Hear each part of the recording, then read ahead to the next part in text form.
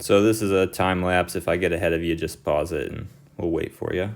But I'm going to start off with a circle and draw my lines to find the center. And then we'll go to the nose to kind of figure out which way he's facing.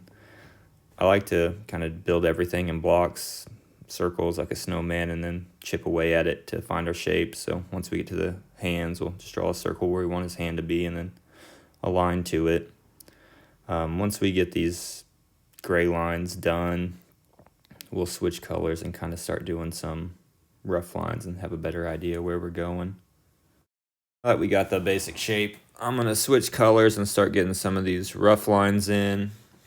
From here, you can kind of build off this basic shape. If you want to make any changes, maybe change that bottle to a teddy bear or a TV remote, something like that in his hands instead. Or if you want to take the crown off, you can remove or add anything you really want to from here.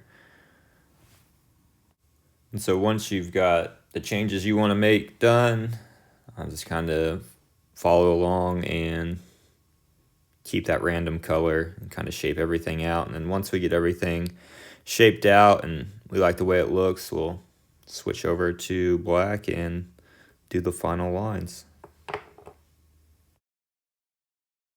So you'll see a lot here that I do a lot of like little grid pattern designs to, I guess in my brain, figure out where stuff is going to be. So like when I'm drawing this bottle here in a moment, I'll draw a grid pattern over it and then draw the hand over the top of that, so I can kind of see how that hand wraps around the way that bottle is shaped. So right here, we get the bottle shape in there and how those lines kind of bend around because it's round. And then we'll come in and put a square in for the hand, and then his fingers shaped around that curve. And then with the arm, I'm going to draw from the bottom of the arm and then the thumb down to the elbow, and then from the top of the hand down to the arm to kind of get where that bend is. So a lot of times when I'm hitting a wall, those grids really help me get past it.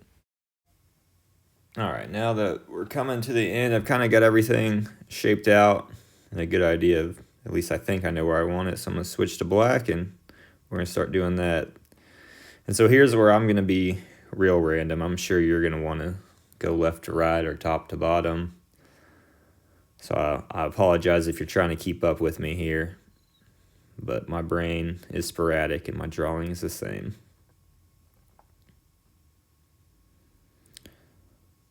This is the part where I become a huge perfectionist, and if I could give myself any advice, it'd be just to kind of let things go. So that's the advice I'll give to you. If a line doesn't look perfect, it's all right. Just let it go. Just be a happy little mistake, like Bob Ross said.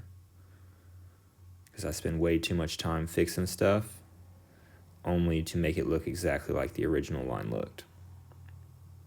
So just trust the process, trust yourself, and have fun with it.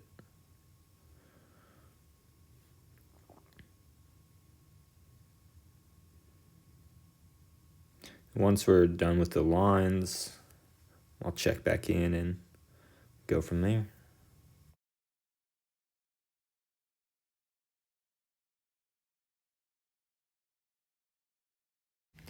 So a lot of times when we're doing our final lines, we'll get to points and things just don't look the way we want them to look. So like here with this crown, I'm going to draw it a couple different ways, and then what I end up landing on is the most basic look. Those jewels on it, for whatever reason, I just didn't like the way they looked. So if you're drawing something and you don't like the way it looks, it doesn't have to be there.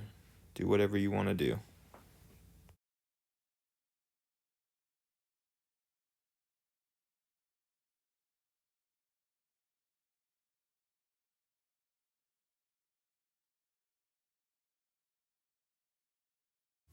Okay, so this is what I was talking about earlier. So like here, I'm probably going to spend in real life like 15 minutes redrawing this last spike, only to leave it pretty minimalistic and probably how it looked originally. So just kind of go with the flow and trust yourself.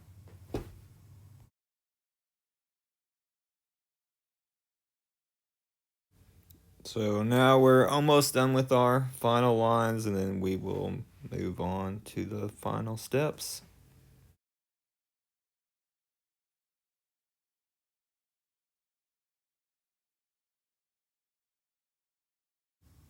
All right, so we got the dark lines done now. It's time to color.